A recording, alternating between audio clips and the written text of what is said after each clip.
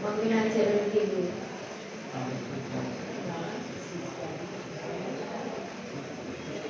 Mic की आवाज थोड़ी सी बढ़ा दो।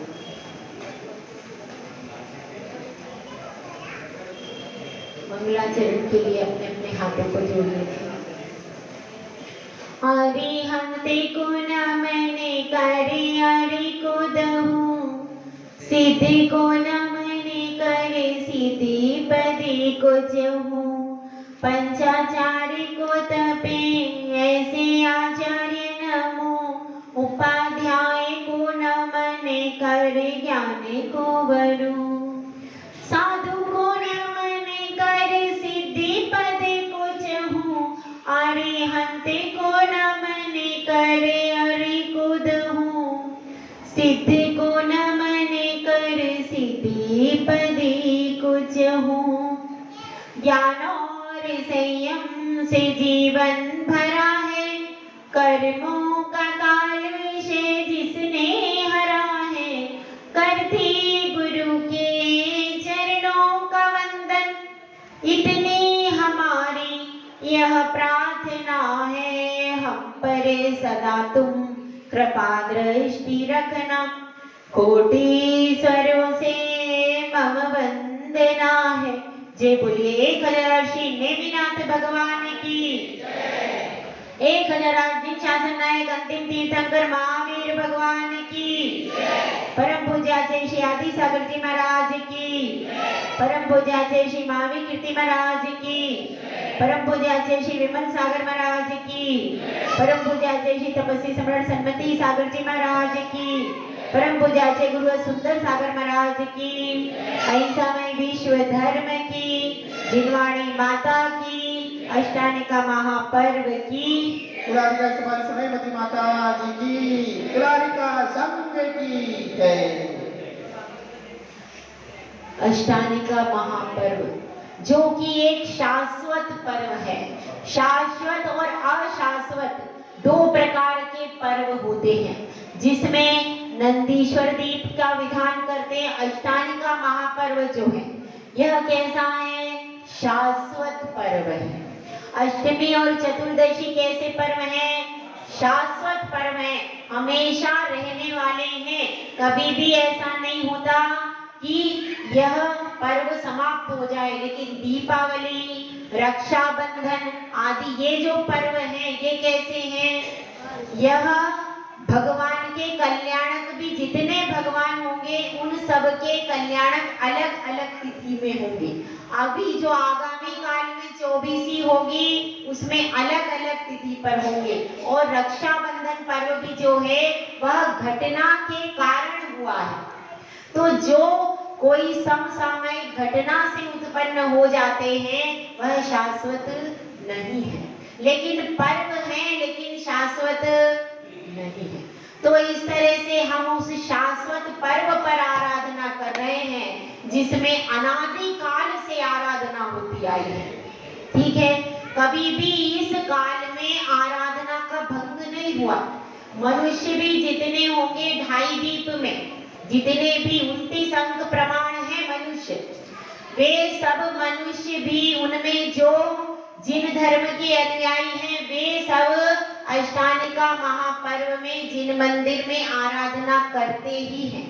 देवलोक भी भवनवासी, व्यंतर, ज्योतिष और वैमानिक ये चारों निकाय के देव भी नंदीश्वर दीप में जाकर के आराधना करते हैं। तो अब हमको यह समझना है कि यह कितना मूल्यवान समय है। अनादि काल से यह अष्टानिका का पर्व का समय पवित्र हो गया। हर समय पूजा आराधना से कैसा समय है? पवित्र समय है। इस समय पर जो जाप करते हैं, व्रत करते हैं, उपवास करते हैं, वह सारा बहुत ज्यादा फलदायी हो जाता है अन्य समय की अपेक्षा, क्योंकि यह काल मंगल है। 4 प्रकार का भी मंगल होता है। कौन कौन सा? द्रव्य मंगल, क्षेत्र मंगल, काल मंगल और भाव मंगल। मंगल की चर्चा कल चल रही थी हमारी, उसमें थोड़ा सा टॉपिक रह गया है, उसको पूरा कर लेते हैं पहले। तो 4 प्रकार का मंगल कौन सा होता है? द्रव्य मंगल। जैसे आपकी ये पूजन की सामग्री है, यह क्या है? मंगल द्रव्य है। यह पूजन की जो सामग्री है, इसको आप मंदिर जी में लेकर के आए हो प्राशुक करके, वह सब क्या है? मंगल है। जो अभिषेक का कलश है वह क्या है? वह अष्ट मंगल द्रव्य में आता है। ठीक है, यह सब कलश है, झारी है, यह सब क्या है? अष्ट मंगल द्रव्य तो है। साथ ही जिन जिन वस्तुओं से भगवान की अर्चना की जाती है वह सब क्या है? मंगल है। जिनवाणी क्या है? मंगल द्रव्य में सारी चीजें आ जाएंगी। यहाँ तक कि जो शब्द वल्गणाएं हम बोल रहे हैं, जो पूजा आदि लिखी हुई है, वह भी मंगल है। कौन सा? द्रव्य मंगल। तो वह सब द्रव्य मंगल है, क्योंकि उसके निमित्त से हम भगवान की आराधना करते हैं। उसके बाद क्या होगा? द्रव्य मंगल, क्षेत्र मंगल। द्रव्य क्षेत्र कौन सा मंगल है? यह मंदिर जी का क्षेत्र है। यह क्या है? यह क्षेत्र मंगल है। इस क्षेत्र के माध्यम से हम पापों को गलाते हैं। सम्मेद शिखर जी क्षेत्र कौन सा है? क्षेत्र मंगल है। वह जितने भी गिरनार है, सम्मेद शिखर है, पावापुर है, चंपापुर आदि कौन सा निर्माण क्षेत्र कौन से हैं? क्षेत्र मंगल है। वह क्षेत्र ही इतना मंगल है कि उसमें प्रवेश करके ही क्या हो जाता है? हमारे चरण पवित्र हो जाते हैं। उन क्षेत्रों की पावन रज कैसी है? हमको पवित्र करने वाली है और पापों को गलाने वाली है। अब एक घटना अभी कुछ समय पहले ही घटी थी। जब हम कलिंजरा में विराजमान थे तब वह घटना घटी थी। क्या हुआ था? एक बस का ट्रेन का एक्सीडेंट हुआ था। याद है आप लोगों को सबको? कितना भयंकर एक्सीडेंट हुआ था और उसमें जितने भी यात्री थे सबको कोई ना कोई चोट और व्याधि हुई। लेकिन एक डब्बा जो कहाँ जा रहा था? सम्मेद शिखर जा रहा था। उस डिब्बे में जितने भी यात्री थे उनको एक खरोंच भी क्यों नहीं लगी है? क्योंकि उनकी भावना कैसी थी? हमको सिद्ध क्षेत्र की वंदना। सोचिए कि भावना में भी कितनी शक्ति होती। अब ये कोई चमत्कार नहीं है क्या? चमत्कार नहीं तो क्या है बताइए? चमत्कार है। तो ये चमत्कार कैसे हुआ? हमारी भाव विशुद्धि के बल पर वह पूरा डब्बा ही क्यों बचा? प्रश्न तो है। जो वैज्ञानिक है, जो धर्म को नहीं मानते, उनके लिए ये बहुत बड़ा प्रश्न है कि उस डब्बे के यात्री ही क्यों सुरक्षित है? बताइए। इसका कारण है धर्म में आज भी चमत्कार होते हैं, आज भी चमत्कार। लेकिन आपकी श्रद्धा यदि जोरदार होती है तो हर संकट से हम पारावार हो जाता है, हर संकट पार हो जाता है। कब? जब हमारी श्रद्धा जोरदार होती है। तो वो सब यात्री बैठे थे, पुण्यशाली तो थे ही, आयु कर्म भी बाकी था, लेकिन इसके साथ ही उनकी भावना कहाँ से चल रही थी? जब से घर से सामान बांधा होगा तब से सम्मेद शिखर जाना है, सम्मेद शिखर जाना है, सम्मेद शिखर। क्या इच्छा? सम्मेद शिखर। जब से उनकी टिकट आने के पहले से 1 महीने 2 महीने पहले से भाव क्या बनाए? सम्मेद शिखर। तो वह क्षेत्र मंगल के प्रभाव से और उनके भाव मंगल भी था। यहाँ पर देखिए इस घटना में क्या क्या मंगल था। यह सब द्रव्य लेकर के जा रहे थे, तो वह द्रव्य की पूजन की सामग्री उनकी मंगल की, वह हो गया द्रव्य मंगल। उसके बाद कहाँ जा रहे थे? सम्मेद शिखर, वह क्या हो गया? क्षेत्र मंगल। और काल भी मंगल, क्योंकि उस काल में इतनी बड़ी दुर्घटना घटने वाली थी, लेकिन उनके उस काल मंगल अपने आप हो गया कि बड़ी से बड़ी दुर्घटना भी टल गई। तो उनके लिए वह दुर्घटना होते हुए भी वे सुरक्षित रह गए। और देखिए फिर उस समय जब उन्होंने वंदना की होगी तो क्या उनके भाव हुए होंगे, हैं? तो इस तरह से वह काल भी दूसरों के लिए तो अमंगल रहा, लेकिन उनके लिए मंगल रहा कि इतना बड़ा मृत्यु का पाप भी वह निवारित हो गया। किससे? उस क्षेत्र मंगल की वंदना के भाव मात्र से, है कि नहीं? तो द्रव्य मंगल, क्षेत्र मंगल, काल मंगल और भाव मंगल, ये चार मंगल जब मिल जाते हैं तो क्या हो जाता है?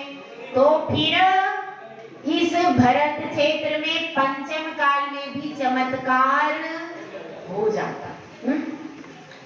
तो अब अपने ये चार मंगल चल रहे और भी 3 मंगल की चर्चा रह गई थी, उनका भी कथन कर लेते। मंगल का बहुत सारा व्याख्यान हो गया, लेकिन अब जितना विषय मेरे पास है हम चाहते हैं कि सब आपको परोस दें। जब कोई अच्छी वस्तु बनती है तो रसोई में जो गृहिणी होती है, कुशल गृहिणी, वो क्या सोचती है कि जो जितनी सारी अच्छी अच्छी वस्तुएं हैं वह सब में थाली में परोस दो। तो भैया अपना तो कुछ है ही नहीं, ये सब आचार्यों की बहुत बहुत पावन पवित्र वस्तुएं हैं जो हम आपको इस माइक के माध्यम से, इस स्वाध्याय के माध्यम से प्रदान कर रहे हैं। हमारा अपना कुछ भी, सिर्फ शब्द है और शब्द भी हमारे नहीं है, वो तो पुद्गल है। ठीक है, तो अब यह बात चल रही 3 प्रकार का मंगल और होता है। सबसे पहले होता है आदि मंगल। जैसे ही ग्रंथ प्रारंभ करते हैं तो उसके प्रारंभ में मंगल करते हैं, उसको क्या कहते हैं? आदि मंगल। वह क्यों किया जाता है? हाँ, शास्त्र के उस मंगल को करने से जो अध्ययन करने वाला है वह शिष्य पारगामी होता है। किसका? शास्त्र का पारगामी होता है, यानी दीर्घ समय तक उसको शास्त्र उसके स्मरण में रहता है। इसी भावना से कौन सा मंगल करते हैं? आदि मंगल। और ये भी कहते हैं कि यदि आपका प्रारंभ अच्छा हो गया तो आधी समस्या खत्म हो गई। क्योंकि बहुत सारे जीव ऐसे हैं जो सोचते हैं हमें करना है, हमें करना है, हमें करना है, और क्या करते हैं? वह कार्य को प्रारंभ ही नहीं करते। जैसे आप सब लोगों का बहुत अच्छा एग्जाम्पल हो जाए। हम सब कहते हैं हाँ भाई क्या करना है? अभी प्रतिमा लेना है, मुनि बनना है। कब बनना है? बनना है, बनना है, बनना है, करना है, करना है, यही करते रहते और कुछ भी करते नहीं है। तो कम से कम उस व्यक्ति ने एक वेल बिगिनिंग तो कर ली। इतना तो पहला कदम तो रख लिया कि नहीं, पहला कदम मजबूती से रख लिया है तो वह पहला कदम भी महत्वपूर्ण है कि नहीं है? यदि वह पहला कदम ही नहीं रखता तो आगे की यात्रा होती क्या? नहीं होती। तो इसलिए आदि मंगल। उसके बाद कौन सा होता है? मध्य मंगल। मध्य मंगल भी किया जाता है। इसमें भी बीच बीच में अधिकार जब चेंज होगा तो बीच में भी मंगल किया जाता है। वह मध्य मंगल क्यों किया जाता है? शास्त्र की निर्विघ्न समाप्ति के लिए। क्योंकि कार्य तो हम बहुत सारे शुरू कर लेते हैं लेकिन बीच में विघ्न आ जाता है तो कार्य पूरा नहीं हो पाता है। तो इसलिए वह बीच में विघ्न नहीं आए, इसलिए कौन सा मंगल करते हैं? मध्य मंगल। ठीक है, अब तीसरा और मंगल है कि हम शुरू भी कर लिया और मध्य के भी विघ्नों को टाल दिया, लेकिन अंत में क्या हुआ? मेरी किश्ती किनारे पर ही डूब गई। मैंने कोशिश तो की थी साहिल तक पहुंचने की, किश्ती मेरी आ गई, किनारा बिल्कुल समीप है। अब क्या हो गया?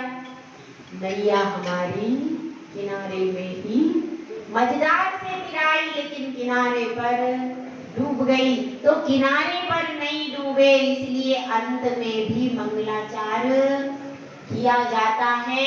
उससे जितना भी शास्त्र अध्ययन किया है उसका फल क्या है? वह फल की प्राप्ति होती है, यानी विद्या के फल की प्राप्ति अंत में मंगल करने से होती है। ठीक है, अब सबको मंगल के बारे में समझ में अच्छे से आ गया। तो अब अपन प्रारंभ करें शास्त्र। आज से मंगलाचरण शुरू किया जाएगा। वहां किताबें रखी, कमरे में किताब ले आओ। ठीक है, तो अपन फिर आपको पुस्तकें लेकर के बैठिए और उसमें सबसे पहले हम क्या करेंगे? मंगलाचरण करेंगे। एक लाइन हम बोलेंगे और एक लाइन आपको बोलनी है। वैसे बहुत सारे लोगों को यह मंगलाचरण याद भी होगा, है कि नहीं? आप सबको याद है? प्रारंभ करें यहाँ से, आप लोग साथ में उच्चारण करेंगे। एक लाइन हम बोलेंगे और एक लाइन आपको बोलनी है।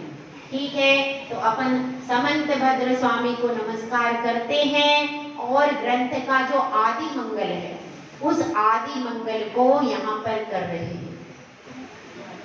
नमः श्री वर्धमानाय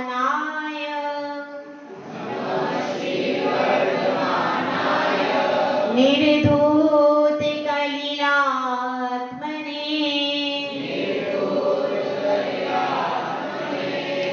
सालोकानां त्रिलोकानां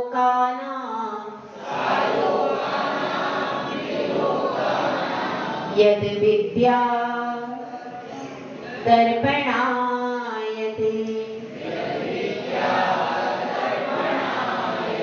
एक बार और करें। नमः श्री वर्धमानाय निर्धूत कलिलात्मने सालोकानां त्रिलोकानां यद विद्या दर्पणायते।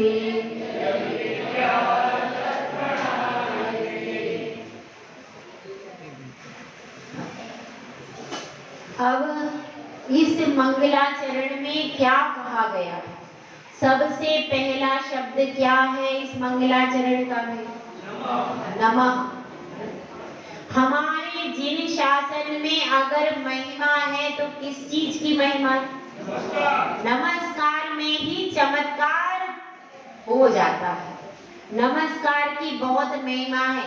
पूरा नमोकार मंत्र में सिर्फ नमस्कार ही है और कुछ भी नहीं है। प्रारंभ उसका यदि हम केवल वह 5 पद भी पढ़ लेते हैं तो उन 5 पद की जाप से भी पापों का प्रक्षालन हो जाता है। वहां पर अलग से कोई गुणगान नहीं है, किसी भी तीर्थंकर का नाम नहीं है, केवल नमस्कार करना है। जिन्होंने अरहंत अवस्था को प्राप्त कर लिया, जिन्होंने सिद्ध अवस्था को प्राप्त कर लिया, आचार्य, उपाध्याय और साधु, यह पंच परमेष्ठी की भावना को जिसने प्राप्त कर लिया उनको नमस्कार, मात्र नमस्कार है। लेकिन गुणवान जो पुरुष हैं उनको नमस्कार करते ही उनके गुणों की ओर हमारी आराधना हो जाती है। तो नमस्कार का बहुत सारा महत्व है। लेकिन ये तो कौन सी चर्चा चल रही है? यहाँ पर भगवंतों को नमस्कार करने की चर्चा चल रही है, लेकिन यह पारलौकिक चर्चा चल रही है। लेकिन थोड़ा सा आपके पास आते हैं, लौकिक जगत में भी हम लोग नमस्कार करते हैं कि नहीं करते? करते हैं। जो हमको पढ़ाते हैं टीचर, जब हम बचपन में रहते तो उसके भी चरण स्पर्श, उसको भी नमस्कार करते हैं। लेकिन उनको भगवान मान करके नमस्कार करते क्या? नहीं। हमारा केवल एक शिष्टाचार है। वह जो हम बचपन में अपनी टीचर के पैर छूते हैं, उनको नमस्कार करते हैं, प्रणाम करते हैं, वह सब क्या है? वह सब शिष्टाचार है। वह नमस्कार नहीं है। वह केवल हम उनका सम्मान करते हैं कि उन्होंने हमें ज्ञान, लौकिक ज्ञान दिया है। इसके लिए वह केवल एक सम्मान है। वास्तविक नमस्कार तो कौन सा है? जो जिनेंद्र भगवान के चरणों में किया जाता है। तो लौकिक अर्थों में हम कैसे नमस्कार करते हैं? क्योंकि कई प्रकार के लोग होते हैं, कई प्रकार की भाव भंगिमा वाले लोग होते हैं। तो ऐसी ही एक कथा आपको सुनाते हैं कि लौकिक जगत में कैसे किस किस प्रकार के लोग होते हैं और वो कैसे कैसे नमस्कार करते हैं। ठीक है, पुरानी बात है। पुरानी मतलब अब से समझिए बहुत समय पहले, जबकि ब्राह्मण लोग रहते थे और वह क्या करते थे, उनका एक ही काम होता था, पूजा विधान आदि करवाना और क्या करना, वहां पर जाकर के पूजा विधान करने के बाद क्या लेकर के लौटते थे भाई? दक्षिणा। तो उसी जमाने की एक कथा है, उसको आपको सुनाते हैं। अब क्या होता है, ऐसे ही एक पंडित जी थे। पंडित जी थे, ब्राह्मण थे और वे, उनको क्या हुआ, बहुत धनी परिवार में वो गए, बहुत बड़ा पूजा अनुष्ठान रचाया और पूजा अनुष्ठान के बाद उनको क्या मिली?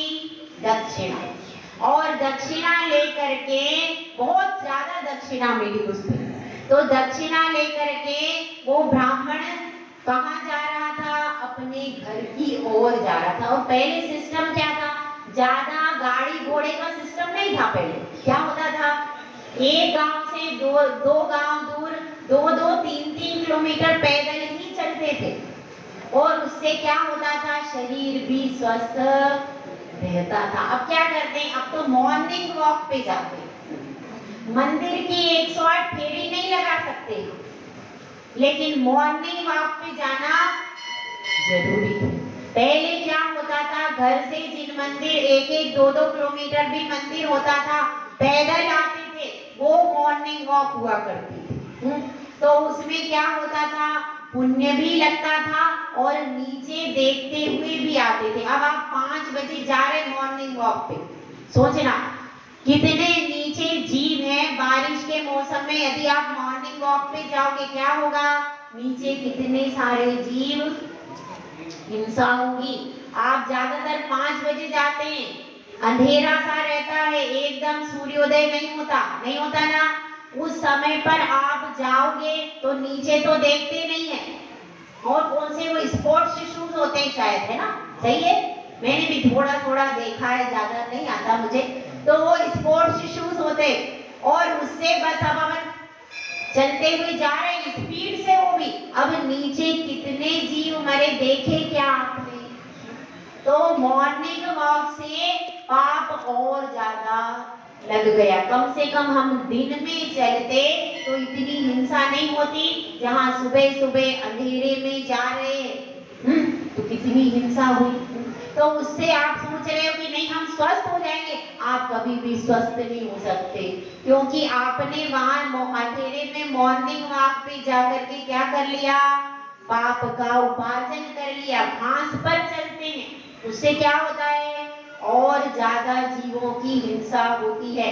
और जब जीवों की हिंसा करेंगे तो पाप लगेगा, और उस पाप से आप स्वस्थ रहेंगे कि निरोग रहेंगे, बताइए? उससे और ज्यादा रोग शरीर में उत्पन्न हो जाएंगे। तो हमको ये ध्यान रखना है कि ऐसी क्रिया को नहीं करना जिससे हिंसा होती है।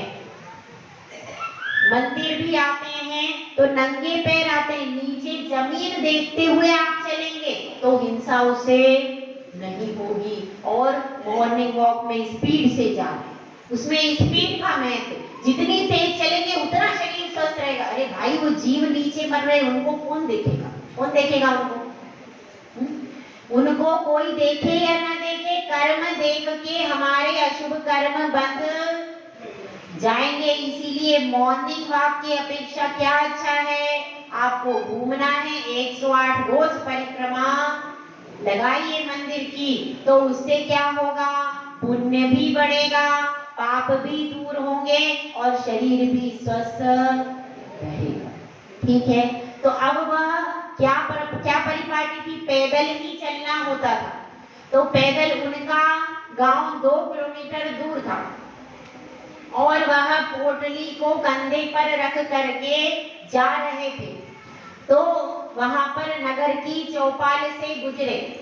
वहां पर चौपाल पर एक ठग बैठा था। वह देख रहा था कि ब्राह्मण देवता कैसे थे, थोड़े से वृद्ध थे, तो धीरे धीरे चल रहे और पोटली में क्या रखा था, सोने की मोहरें।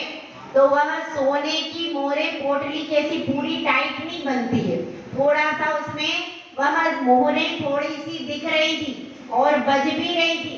तो वह ठग बैठा था। अब उसने देखा कि अब मैं क्या करूं, तो वह उसके पास आ गया ब्राह्मण देवता को और हाथ जोड़ करके क्या किया,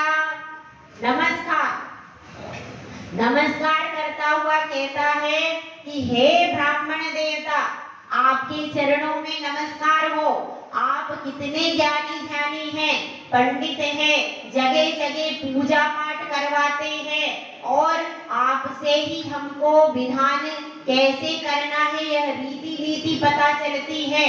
और आप तो नित्य प्रति पूजन पाठ करते रहते हो, मंत्रों से पवित्र हो, और लेकिन आपको आज इस दशा में देखकर मुझे बड़ा दुख हो रहा है। इतना दुख हो रहा है कि मैं वचनों से कह भी नहीं सकता।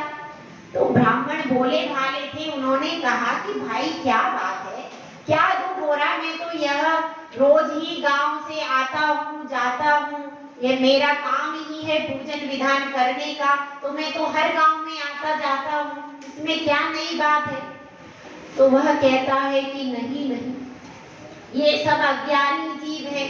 इतने लोग यहाँ दुकान पर बैठे हैं, इतने सारे लोग यहाँ बैठे हैं, लेकिन आपकी वृद्धता को देख करके भी कोई भी ये नहीं सोच रहा कि आपका बोझा थोड़ा हल्का। इतने सारे लोग बैठे, ये सब अज्ञानी जीव हैं। और आप इतने ज्ञानी पंडित हैं, आपका विनय नहीं जानते हैं, तो आप मुझ पर कृपा कीजिए।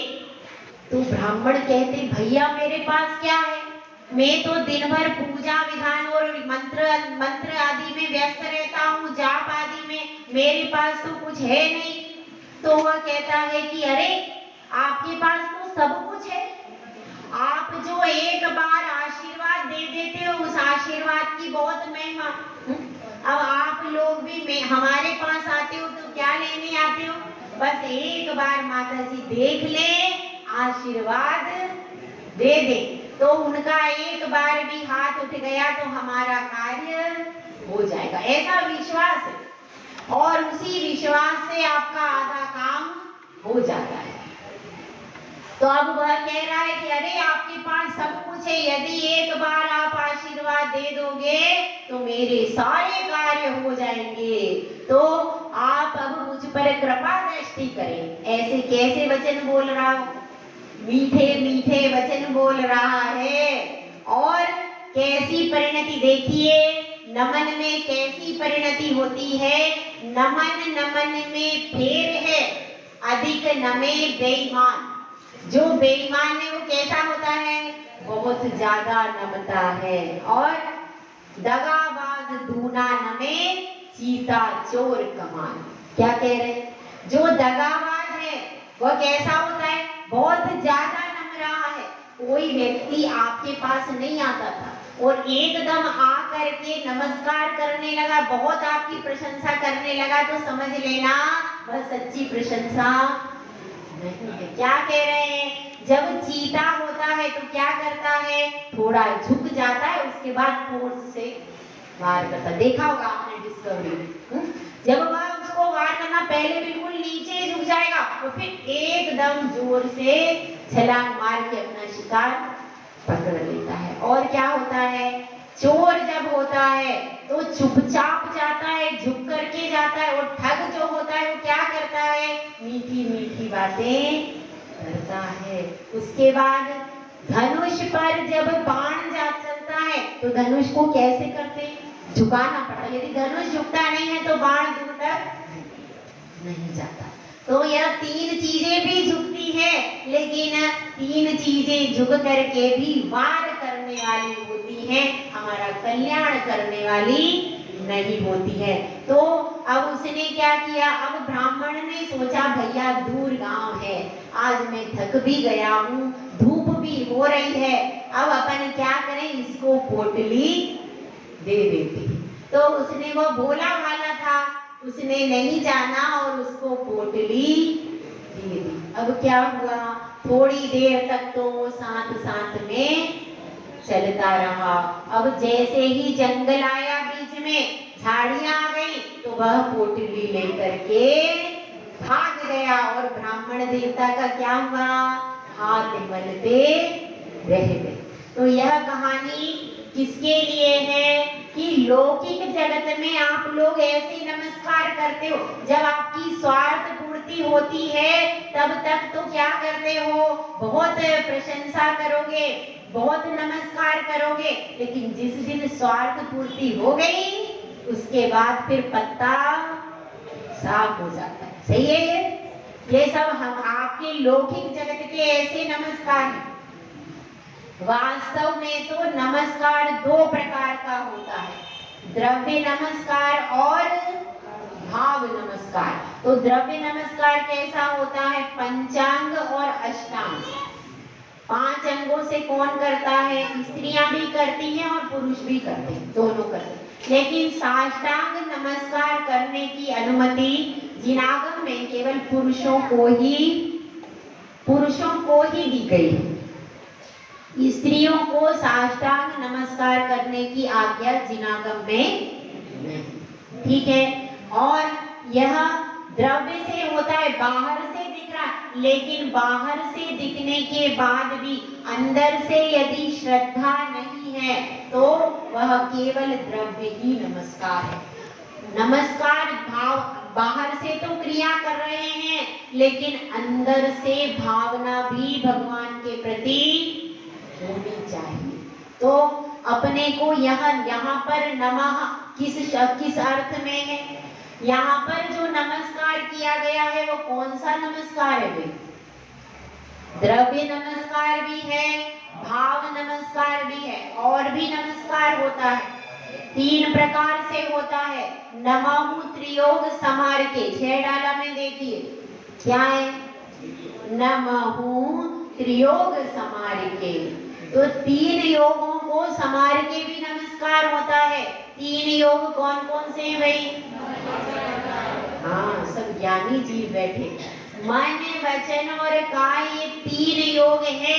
तो इन तीनों योगों से श्रद्धा में पगा हुआ जब मन होता है, वचन से नमस्कार कर रहे, मुख से नमस्कार बोल रहे हैं, और मन में भगवान के प्रति श्रद्धा है, और काय से सिर को झुका रहे, ये कौन सा हो गया, मन वचन काया तीनों की एकता से वह भी नमस्कार किया जाता है। तो हमको कौन सा नमस्कार करना है भाई, कौन सा करना है,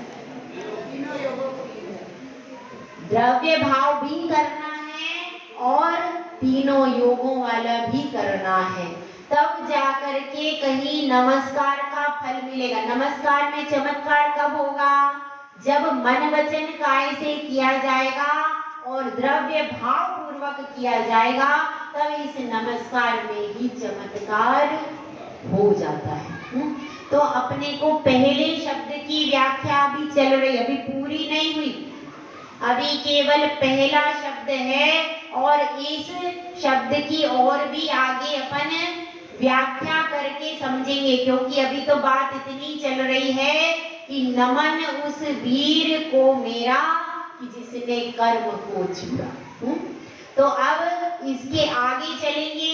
पहले नमः शब्द की आज व्याख्या हुई, इसकी और व्याख्या अपन क्या करेंगे, कल देखेंगे इस व्याख्या को कि नमः शब्द में यहाँ पर आचार्य समंतभद्र स्वामी क्या कहना चाहते हैं। अभी तक तो हमने लौकिक और पारलौकिक अर्थ से नमः शब्द को समझा है। अब आचार्य समंतभद्र स्वामी इस नमः शब्द का उच्चारण यहाँ पर करके वो हमको क्या संदेश देना चाहते हैं और स्वयं क्या कह रहे हैं, इस भावना को अपन कल देखेंगे। जय बोलो आचार्य श्री सुंदर सागर महाराज की।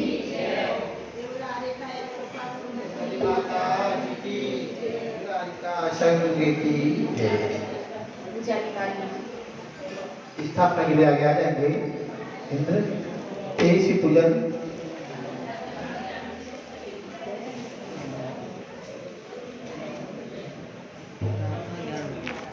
नंदीश्वर की दक्षिण दिश में अंजलि गिरी